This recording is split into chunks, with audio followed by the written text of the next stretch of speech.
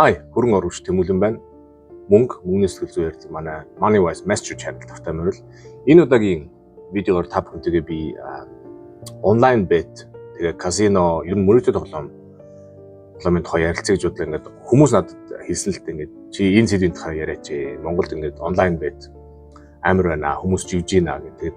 Зүгээр нэг ингээд судлаад энэ сэдвийн тухай ярьж байгаа биш. Өөрөө тоглодог.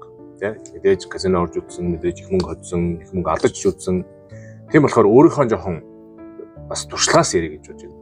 За энэ сэдвийг ингээд 3 хэсэгт хувааж ярилцъя гэж бодлоо. Нэгдүгээр нь болохоор онлайн бет одоо мөрөөдөл тоглоом казино тоглоход бидний тархинд юу болт юм бэ? Яаж урдсан сэргийлэх юм? Донтол гэж юу гэж юу юм те? Тэгэхээр ер нь бүхэлдээ ер нь юу хэрэгтэй юм? Зохицуултын талаас те ер нь ямар зохицуулт хэрэгтэй? Яавал дээр юм те ер нь казино гэдэг юмыг хуулиар зөвшөөрөх ёстой мүү үгүй мүү гэдэг тэний тухай ингээд ярилцъя гэж бодлоо. Ингээд let's talk about money. За нэгдүгürt нь эхний контакт, эхний ингээд казино гэдэг юм тийм мөрөөдөл тоглоом гэдэг юмтэй холбогдох ийм 4 ийм touch point байна гэж хараад байгаа миний хувьд. За нэгдүгürt нь болохоор хүмүүсээс дамжуулаад тийм ингээд найз төгч юм уу, ойр тодны хүн ч юм уу тийм ингээд тоглож үзсэн, их мөнгө хожиж үзсэн ч юм уу.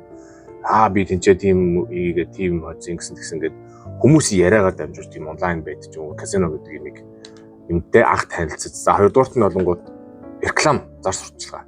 Хүн хаана амьдарч байгаагаас үл шалтгаалаад тэгээ мөрөөдөл тоглоом, бет, онлайн бетийн рекламууд зөндөө явж идэг. Тэрнгээр бас танилцсан болов уу гэж. За гуравдугаарт нь болонгууд мэдээж хурдан мөнгө олох тий. Хурдан мөнгө олъё тэгээ шунал тачааланда хөтлөгдөөд тэгээд казино онлайн бет мэт болдог юм болов уу. За дөрөвдүгээрт нь болонгууд мэдээж сэтгэл санаагаар унсан үед ямар нэгэн таагүй болсон үед ч юм уу тий. Хүний тарих юм ямар нэгэн таагүй үедээ стресст орсон үедээ ч юм уу эсвэл сэтгэл санаагаар унсан гутарсан үедээ ямар нэгэн одоо донтолтод автахтай айгу амархан байдаг. Тэгээд ийм 4 contact point гэж би өөр ойлгоод ийм 4-өр ингээд хүмүүс бид нар ингээд казино онлайн бет гэдэг мөрөөдөл тоглоом гэдэг юмтай танилцсан болов уу гэж бодоод байна. За хоёр дахь сэдв нь болохоор мөрөөдөл тоглоом тэгээ казино тоглоход онлайн бет ингээд тавихад бидний тархинд одоо биохимийн ямар урвал явагддаг вэ те нейрологийн ямар холбоосууд үүсдэг юм. Бидний тархинд ер нь юу болдгийг. Тэгээд тэр нь ингээд явсараад цаашаа донтолт үүсгэхээр яадаг юм гэдэг юмны тухай ярилцъя гэж бодлоо. За бид нар бүгдээрээ ад жаргалын гормон допамин гэж мэднэ те. Хүний тархи бол ер нь допаминаар тэжээгдэж идэг. Хүний тархинд допамин их байх тусам бид нар ад жаргалтай байдаг, гоё мэдрэмж авдаг, гоё кайф авдаг гэж ярьдаг.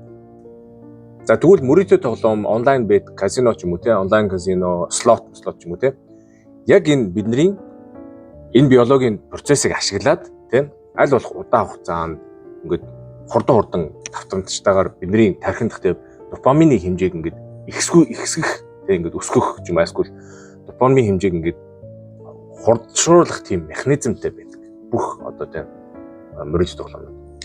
За тэгвэл энэ онлайн бет ч юм уу казинонууд ямар механизм ашиглаад бидний энэ тархинд байгаа энэ урвалыг те ингээд допамин ажиглалын гормоныг ялгаруулад байна гэхээр нэгдүгээр хожих.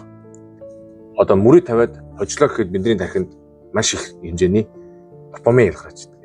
Яг тэгэхээр бидний юм хожсон кайфтай супер.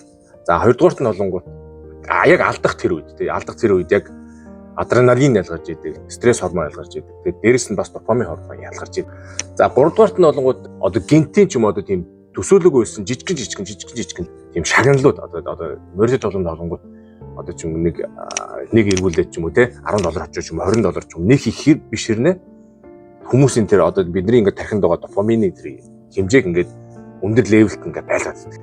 За мөрөөдөл тоглоомыг хүмүүс удаан хугацаанд тоглонгууд хоёр юм нийтлэг чин чанар ингээд илэрдэг. Нэгдүгürt нь юу гэхээр хүмүүс бид нар өөрсдөө ингээд бүх юм контролд байна. Бүх юмыг би одоо контролж чадж байна. Би покер тоглож байгаа юм чинь би 80%, 90% өөрөө контролдод хожино. Альскул би контролдоогүй учраас ингээ хожигдлоо гэдэг. Өөртөө тийм юм хийсвэр illusion ингээ үүсгдэг тийм. Бүх юм контрол байна гэсэн illusion. За хоёрдугаарт нь gambler's fallacy гэж 10 удаа ингээ дараалаад рулет тоглож 10 удаа дараалаад хожигдоод 11 дахь нь бол найдвартай хожино гэсэн одоо тийм бас нэг illusion өөртөө тийм хийсвэр ингээ юм үүсгэж байдаг. Бас тэрнээс гадна near miss тийм. Яг хожих гэж байсан. Яг 15 дээр 50 гутаа 16 дээр буучлаа. За дараагийн удаа яг хожих юм байна.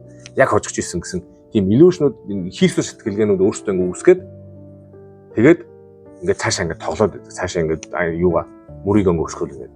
Энэ хоёр ингээд шинж тэмдэг илрээд донтолтын үйл явц явж байна гэсэн үг за. Морицо тоглоомны донтолт гэдэг үйл яг бусад донтолтууд яг адилхан. Арх уух тамхи те хар тамхи ч юм уу те.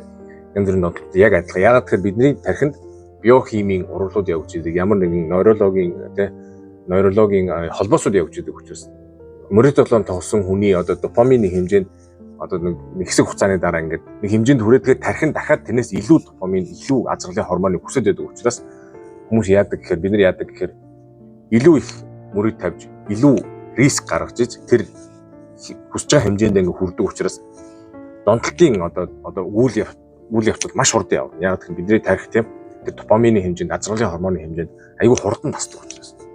Зохицуулалтын тал дээр яаж зохицуулах юм бэ? Одоо манай Монгол улсын хувьд яах юм бэ гэвэл миний бодлоор тийм хоёр зүйлийг эхлээд хийх хэрэгтэй. Яг тэгэхээр эхлээд урьдчилан сэргийлэх дараах сэргийлэх гэж ярих юм уу тийм. Нэг нь донтох гээд байгаа хүн, нөгөөх нь болохоор донтцсон хүнийг тэр хоёр хүнийг яаж мөрөөдөл тоглоом энэ гамблинг гэдэг юмнаас урьдчилан сэргийлэх вэ гэдгийг тэр хоёр том компанид ажил бейс ингээд үүсгэж дараа нь тэр мөрөөдлийн тоглоом онлайн юу гэдэг тийм казиногоо бүгдийг хууль бус болгох нь зүг гэж миний хувьд харж байгаа. Яг тэгэхээр ихэнх Европын орнууд те Азийн орнууд, Америк ч юм уу те ер нь бол мөрөөдлийн тоглоом гэдэг бол хуулиар зөвшөөрөгдсөн байдаг. Тэд нар яагаад ажиллаад байна ингээд болоод байна гэхээр тэд нар энэ урьдчилан сэргийлэхтэй тэгээд дараах сэргийлэх гэдэг тэр энэ компанид ажил энэ том ажлуудаа хийгээд тэр нь ингээд ажиллаж байгаа учраас тэд ингээд болоод байгаа маа. Тэгэхээр энэ хоёрыг хийгээгүй шууд мөрөөдлийн тоглоомыг шууд ингээд ямар ч бэлтгэлгүй ингээд юу хуулиар зөвшөөрчих юм бол бид нар угаасаа сүрнэ. За тэгээд эцэст нь гэж хэлэхэд донтолт гэдэг бол мэдээж эмгэг тий донтолтыг бол эмчилж болно. Гэхдээ хамгийн гол нь хүмүүсийн тархинд тэр нейрологийн тэр ингээд холбоосууд үүсчихдээ учраас тэр холбоос ингээд насан туршид байна. Ягаад тэр нь юу гэсэн үг вэ гэхээр нэг удаа архинд донцсон эсвэл нэг удаа мөрөөдлийн тоглоом донцсон хүн бол насан туршдаа тэр холбоос нь байж идэг учраас тэрнээс өөрийгөө урьдчилан сэргийлэх тийм янз бүрийн аргууд байдаг тийм. Одоо би түрүүнийхээ энэний өмнөх видеон дээр ярьсан зөв дадал зуршлуудыг ингээд өөртөө сулгах буруу дадал зуршлуудыг тий хаях тий cue, craving тэгээд response, reward гэдэг ийм дөрвөн шатлалтайгаар тийм аргууд байдаг. За тэгээд нэгэнт тэгээд мөрөөдлийн тоглоом донтцсон хүн бол мэдээж өөрийгөө би бол мөрөөдлийн тоглоом донтцсон байна гэж бүлээн зөвшөөрөх хэрэгтэй. Бүлээн зөвшөөрөөд мэдээж мэрэгжлийн хүн харих хэрэгтэй, эсвэл зүйчтэй уулзах хэрэгтэй. Тэгээд хамгийн гол нь маш чухал юм эмчилж болдог эмгэгээ тий. Эхнэр нөхөр ч юм уу тий, эцэг их ч юм уу ингээд ойр зүйн хүмүүс тэр хүнийг дэмжих хэрэгтэй. Ухаантай ч юм донжлон, тэнэг ч юм донжвол ерөөсөө мэрэгжил тэгээд гарал үүсэл тэр ерөөсөө хамаагүй. Тэгээд бүх хүмүүс адилхан. За тэгээд та бүхэнд миний хийсэн видео таалагдчихвэл мэдээж энэ видеонд дараарай. Би Atomic Habits гэдэг номны тухай видео хийсэн байгаа. Тэр номон дээр бас айгүй ойлгомжтой гоё фреймворк заагаад өгсөн. Муу зуршлыг яаж авах вэ? Сайн зуршлыг өөртөө яаж суулгах вэ? Хүмүүс яавал хүний тархитай шинжилгээний талаас хүний тархи яаж ажилладаг гэдэг маш сонирхолтой ном бичсэн байгаа. James Clear гэдэг хүн бичсэн байгаа. Та бүхэн энэ хүртэл хамт байсанд ингээ баярлалаа. Дараагийн видеог та бүхэндээ санхүүгийн хувийн санхүүгийн талаар гоё бичлэг оруулах болно. Ингээд баяртай. Чао.